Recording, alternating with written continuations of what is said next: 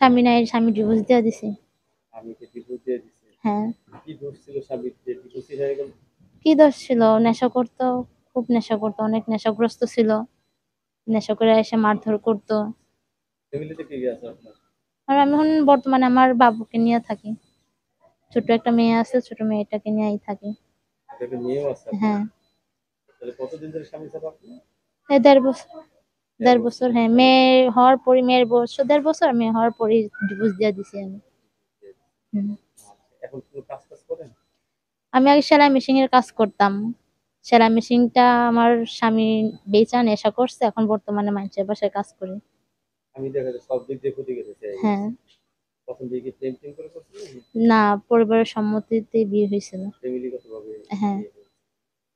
এই বিয়ে আপনি টিকে নেই। না, এখন বিয়ে শাদী বলবেন ফ্যামিলিগত ভাবে আবার বাধা টাধা আসবে না তো? ফ্যামিলিগত ভাবে কি, যদি সে ভালো থাকে, যে দায়িত্ব নিয়ে পাশে দাঁড়াবে, ভালো থাকলে আমার মেয়েকে যে ভালোবাসবে তাকে আমি জীবন সঙ্গী করে নিব। জীবন শুরু করে নেবেন। হ্যাঁ। যেমন বললেন আপনার একটা মেয়ে আছে। হ্যাঁ। অনেকের তো ছেলে মেয়ে আছে, বউ চলে গেছে। সমস্যা নাই, সে যদি আমার মেয়েকে গ্রহণ করে নিতে পারে, আমিও তার ছেলে সন্তানকে গ্রহণ করে নিব। ভাই বোন কয়জন আপনারা? আমরা 2 বোন, বড় বোনের বিয়ে হয়ে গেছে, উনি ওনার সংসার নিয়ে থাকে। আপনি এখন একা পড়ে গেছেন হ্যাঁ। নাকি? আর এই জীবনে প্রথমে আপনার ধোঁকা খেয়ে গেছেন। জি। এখন আবার নতুন করে জীবনে সাজাতে হ্যাঁ, চাচ্ছেন। জীবনকে সাজাতে চাই। নারীর জীবনে সবথেকে মূল্যবান জিনিস হলো স্বামী। স্বামী। সেই স্বামীকে যদি সে না স্বামী থাকে, যদি না থাকে তাহলে নারী জীবন জীবন পুরাই বৃথা না? বৃথা।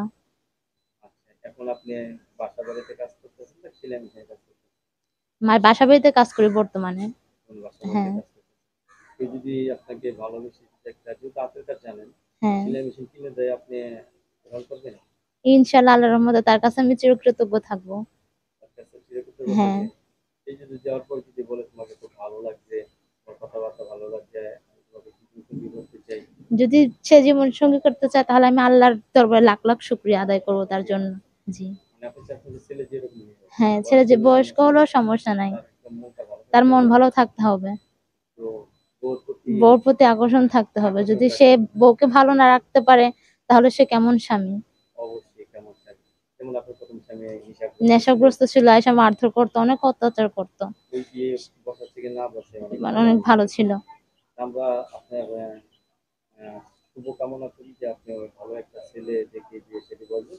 কারণ জীবনে নারীদের বিয়ে একবারই হয়। একবারই হয়। আর সেই বিয়েটা না টিকতে না, মানে নারীতে একটা মানে ভয়ঙ্কর একটা দিশের মধ্যে দিশে পড়ে যায়, পড়ে ঠিক যায়। আমি না? প্রতিবেদনে আসতাম না, আমার মেয়ের মুখের দিকে তাকে আমি প্রতিবেদনের সামনে আসছি। মেয়েটা বাবা বাবাকে হুম। ডাকে, তাকে কি করবে, ডাকলে তার বাবা তো আর নাই। বাবা বাবা তো বাবা নেই। করে তো আপনি বিয়ে করতে ডাকেই। দুইটা সুবিধা হয়, আপনি একটা স্বামী পাচ্ছেন, আপনার মেয়ে একটা বাবা বাবা পাচ্ছে, বাচ্চা। ঠিক না? হ্যাঁ। দর্শক, কি আপুর সাথে আমরা আপুর জীবন বৃত্তান্ত তুলে ধরার চেষ্টা করেছি। আপুর কথাগুলো খুবই ভালো লাগছে। আপুর কণ্ঠটাও খুব মধুর কণ্ঠ। জীবনে